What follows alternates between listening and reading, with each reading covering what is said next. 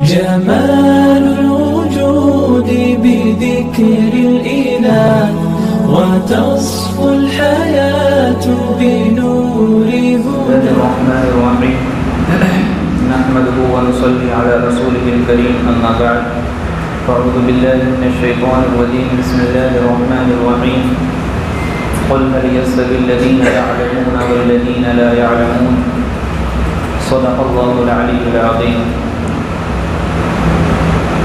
وقال النبي صلى الله عليه وسلم من سلك طريقا يلتمس فيه علما سهل الله له به طريقا إلى الجنة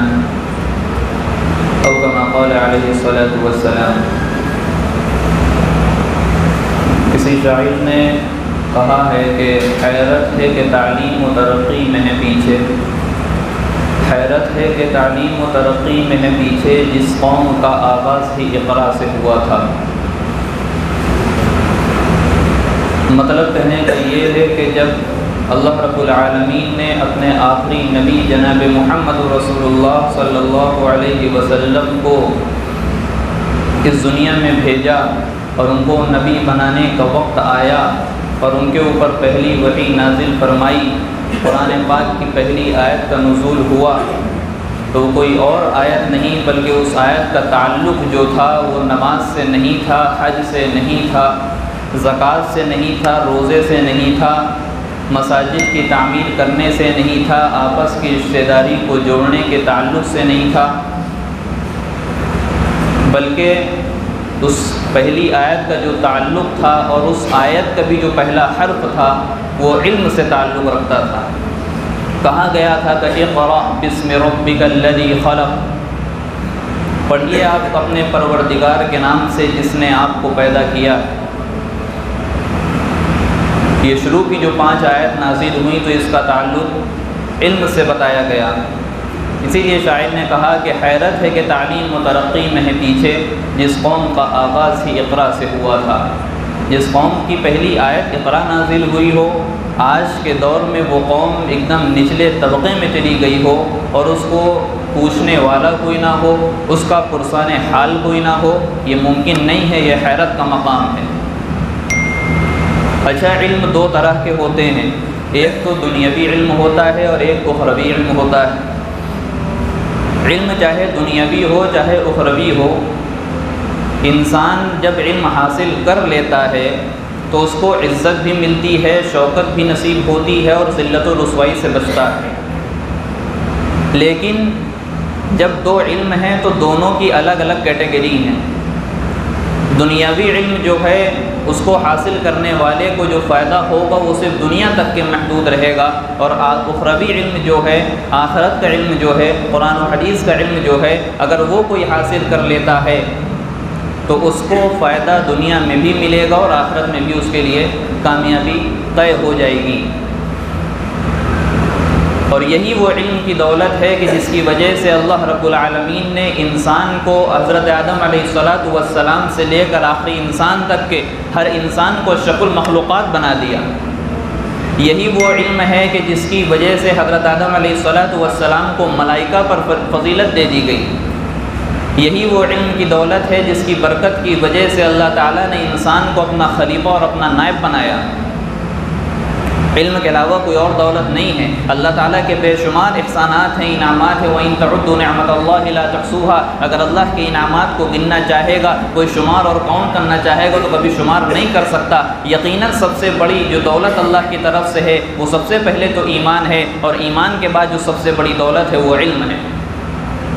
وہ علم کی دولت ہے. تو اللہ تعالیٰ کے جو تمام احسانات میں ایک علم کی دولت ہے، اس کو ہمیں فوکس کرنا چاہیے، اس پر ہمیں غور کرنا چاہیے. آج جو مسلمان طبقہ پیچھے ہے پڑھائی کے معاملات میں، لکھائی کے معاملات میں، تعلیمات کے میدان میں، وہ صرف اس وجہ سے ہے کہ اس نے اپنے مقام کو کھو دیا ہے. اس کا جو اصل ایمان اور اس کا اصل جو یقین قرآن و حدیث کی تعلیمات پر ہونا چاہیے تھا وہ نہیں ہے. اب اخروی علم اگر ہوگا تو اس کو دنیا میں بھی عزت ہے، آخرت میں بھی عزت ہے. اخروی علم کے بارے میں جو عالم ہے، جس کو عالم کہتے ہیں، اس کے بارے میں قرآن پاک کا صاف اعلان ہے کہ قُلْ هَلْ يَسْتَوِي الَّذِينَ يَعْلَمُونَ وَالَّذِينَ لَا يَعْلَمُونَ، کہ کیا اہل علم اور اہل جہل برابر ہو سکتے ہیں؟ قرآن پاک کا سوال ہے، اور سوال یہ ایک جواب کے انداز میں، فضیلت بتانے کے انداز میں، کہ جس طریقے سے روشنی اور اندھیرا برابر نہیں ہو سکتے، جس طریقے سے دوستی اور دشمنی برابر نہیں ہو سکتی، جس طریقے سے سردی اور گرمی برابر نہیں ہو سکتی، اسی طریقے سے علم اور جہالت برابر نہیں ہو سکتے۔ قُلْ هَلْ يَسْتَوِي الَّذِينَ يَعْلَمُونَ وَالَّذِينَ لَا يَعْلَمُونَ، جو علم نہیں رکھتے ہیں ان کو یہ حکم دیا جا رہا ہے، ان کو بتایا جا رہا ہے فَاسْأَلُوا أَهْلَ الذِّكْرِ إِن كُنتُمْ لَا تَعْلَمُونَ، کہ اگر کوئی چیز تم نہیں جانتے ہو تو جاننے والوں سے پوچھو، دریافت کرو، پتہ کرو، تحقیق کرو،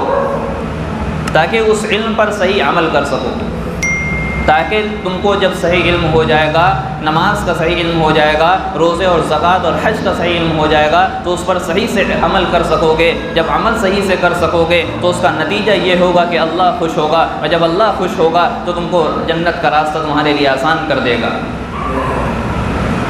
جنت کے پیچھے ہم سب بھاگنے والے ہیں، ہم سب کے دل میں طلب ہے کہ ہم کو جنت مل جائے، اور اللہ کے رسول صلی اللہ علیہ وسلم جنت کا راستہ بتا رہے ہیں، جنت کا راستہ بتا رہے ہیں۔ کیا فرمایا؟ فرمایا کہ من سلک طریقا یلتمس فیہ علما سہل اللہ لہ بہ طریقا الی الجنہ، کہ جو شخص ایسے راستے سے منسلک ہو جاتا ہے، ایسے راستے میں لگ جاتا ہے جس میں وہ علم حاصل کرنا چاہتا ہو، جس میں وہ علم کو حاصل کر کے اس پر عمل کرنا چاہتا ہو، اپنی نالج بڑھانا چاہتا ہو، تو اللہ تعالیٰ کہہ رہے ہیں، اللہ کے رسول فرما رہے ہیں کہ سہل اللہ لہ بہ طریقا الی الجنہ، تو جب ایسے راستے میں لگو گے تو اللہ تعالیٰ تمہارے لیے جنت کا راستے کو آسان کر دیں گے۔ حضرت ابو درداء رضی اللہ عنہ کی روایت میں ملتا ہے، فرمایا کہ وَإِنَّ الْعُلَمَاءَ لَيَسْتَغْفِرُ لَهُ مَنْ فِي السَّمَاوَاتِ وَالْأَرْضِ حَتَّى الْحِيتَانِ فِي الْمَاءِ أَوْ كَمَا قَالَ، کہ زمین و آسمان میں جتنی چیزیں ہیں سب عالم کے لیے، علم رکھنے والے کے لیے، نالج رکھنے والے کے لیے مغفرت کی دعا کرتے ہیں۔ فرشتے بھی کرتے ہیں، چرند بھی کرتے ہیں، پرند بھی کرتے ہیں، درندے بھی کرتے ہیں، اڑنے والے پرندے بھی کرتے ہیں، ہر کوئی دعا کرتا ہے۔ حتی الحیتان فی الماء، یہاں تک کہ پانی کے اندر جو مچھلیاں ہیں وہ بھی عالم کے لیے مغفرت کی دعا کرتے ہیں۔ اور اللہ کے رسول صلی اللہ علیہ وسلم نے عالم کی فضیلت کو بیان کرتے ہوئے فرمایا تھا